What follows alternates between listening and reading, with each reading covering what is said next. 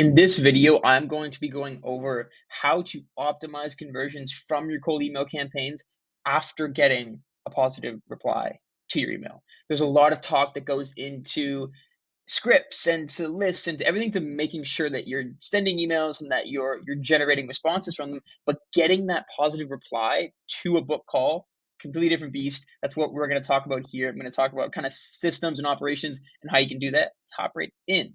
So to start, why is this even important, right? So having the right systems in place to make sure that you convert these positive replies into book calls is one of the most slept on ideas in outbound. Everyone thinks it's super simple to get complete strangers on the phone who are interested to buy your stuff, but it is not. I can tell you firsthand, it is not. The majority of the time, it will take weeks, it will take months to finally get someone who replies with interest to your email on some sort of call.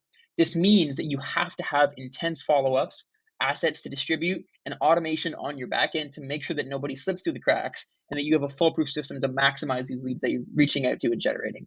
I'm going to explain every single one of these ideas and how you can build them so you can have the best ops system in the game. Let's get super right into it. Number one, and the most simple and mandatory thing is going to be tagging replies and having subsequences inside of whatever sending platform you use. So this is the kind of building block of organizing all the replies that come to your system to make sure that you never lose track of anyone that's interested, that's not interested, that's out of office, that says do not contact. So if you're using a major sending tool like Smartlead, like Instantly, which you should be, this process is pretty dead simple. So this is kind of what some tagged responses will look like inside of your tool. So I just kind of have an example here. So this right here, oh, this one's not tagged. This right here, this right here, this right here are tags, right? So with replies that come in, you can have templated tags to put on them to categorize all the emails that you're managing, right? So these are things that people that are interested, people that are not interested, people that are out of office, people that want more information, things like that.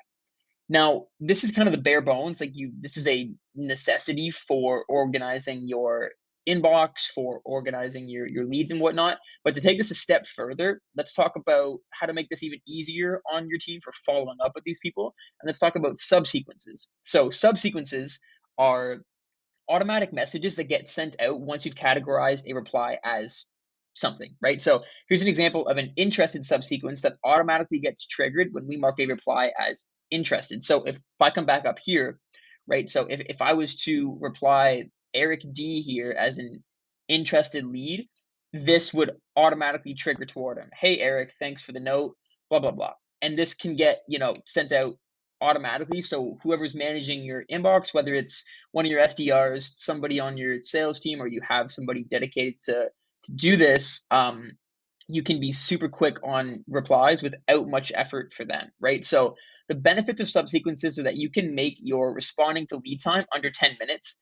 or you should be able to, which will go a long way for conversions from these replies to book calls. In addition to speed, you can auto set your follow-up messages to go out in a drip sequence over time.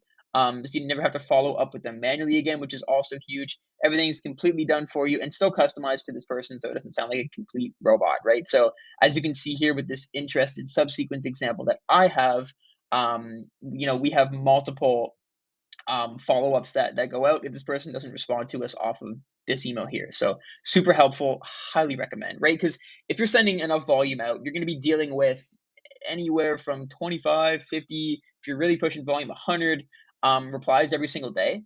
So you can't afford to have somebody sift through and reply to all those emails manually, but instead you should have somebody that's just tagging these replies and throwing them into different subsequences that you have to do the hard stuff for you, right? For more on subsequences, this is a great video from Smartlead. They kind of go over how to build this from scratch, but check that out for sure. Now let me keep on scrolling here. So now for these positive replies that you do get, this is what I would say is the best way to track them. So hopefully if your campaigns are going all right, you'll have some sort of positive replies to your emails and have people kind of interested in your stuff. But odds are people are not going to book themselves right into your calendar off one interaction, off one email, off one touch point. It will likely take somewhere from 5 to 10, right? Because of this, you need to have proper follow-ups in place and you need to keep track of positive replies that you get. Now you can use CRMs and you should, and tagging them or some other method, but in my opinion, nothing beats a good old Google sheet, right? So this is what we have, super simple, has the date, has the client's name, has the company's name, has the company email, and has some notes about them, what your conversation was like, kind of what they're looking for, things like that. If you have one of your SDRs or someone on your sales team manually add all the replies that you get to a Google Sheet, it will go such a long way for staying accountable on follow-ups and just having everything organized, and you know that it's going to be there because it's manual, right? So much of the sales process and prospecting can be automated, and that's great, but something like this I like doing manually, or having somebody on your team do manually, and I think it goes a long way. And again, you can make this super simple of what the sheet should be: company name, the person's name, the person's email, and just some notes and info. It's dead simple, right? So with each time that your subsequence goes off, you can track, when you replied to each lead and keep up with them on their status. Now, this might seem like a bit of overkill, right? Or that it's not necessary. I'll just throw them in my CRM and whatever. But I assure you that keeping track of and managing your positive replies like this will make your life or your sales team's life 100 times easier and will help you convert a lot more leads. So buckle down, just stay on top of it. It's super easy to lose leads in a sending tool like SmartLead or in your CRM. So just do this. Next, I want to talk about is having an army of sales assets. So let me guess, right? You've given the follow-ups, or you've gotten the follow-ups in your email of just pushing this to the top of your inbox, Ryan, making sure you didn't miss my previous message or other garbage like this. But follow-ups like this are a complete waste of space and are something that you do not want to do if you want to convert leads on your follow-up messages. So the easiest way to maintain real value in your follow-ups, in my opinion, are two things. Number one, kind of on a mindset thing for your sales team, you need to operate under the mindset that not giving your product or service to your customers is hurting their business, right? So your product should be so good that your target market not having it is a disservice to their company. It is your job as a founder, as a sales rep, as a sales director, whatever role you are, to distribute your product to as many people as you can and never feel bad or annoying about following up with someone, right? But how do I follow up with someone without being annoying, without saying, hey, Ryan, just making sure you didn't miss my last message? They saw your last message. You know what I mean? So what I like to do is all of your follow-ups need to contain valuable assets to solve some kind of problem for your market. So the easiest way to keep good follow-ups flowing is by having an army of assets to throw at your prospects. Now, by assets, I mean guides, case studies, how-to videos and tutorials, white papers, feature breakdowns, before versus after of current clients or users, anything of value to your market that if they read, they could genuinely say that, wow, that was actually pretty cool, or oh shit, that actually helps my problem of this. That's all you want to do. The easiest way to build an army of assets is by building documents, kind of like what I'm doing right now, just showing off your expertise in your field and problems that you're solving. So here's an example of what these follow-up emails might look like, so they're not coming across as super boring, spammy, just pushing this to the top of your inbox type stuff. Hey, Ryan, I made a document going over how to follow up with leads properly in your email campaigns to convert them to book calls 17% higher. Thought it might be beneficial to you. Check it out here, and you insert the link. Is outbound lead gen still something you're looking for help with? Talk soon, right?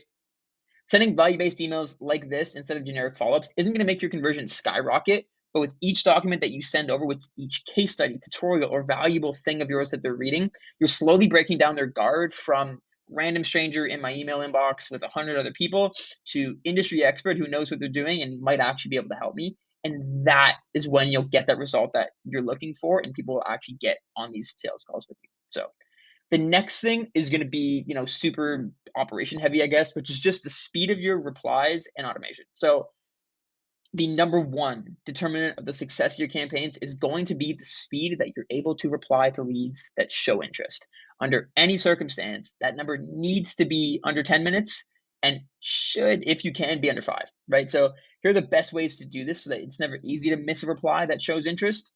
Just set up an automation from Zapier for every reply that comes in. So here's kind of an example of what we have. I have just a channel in Slack where me and my team is kind of managed out of, and every reply that comes in just gets dumped right here so that my inbox manager can go through and manage all this.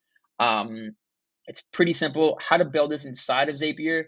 You can all put it in like the AI generated thing that they have in there now, or simply go catch a webhook in Zapier, catch or use the API key from SmartLead, and then just send that message in a Slack channel. You can pick that channel super easy, right?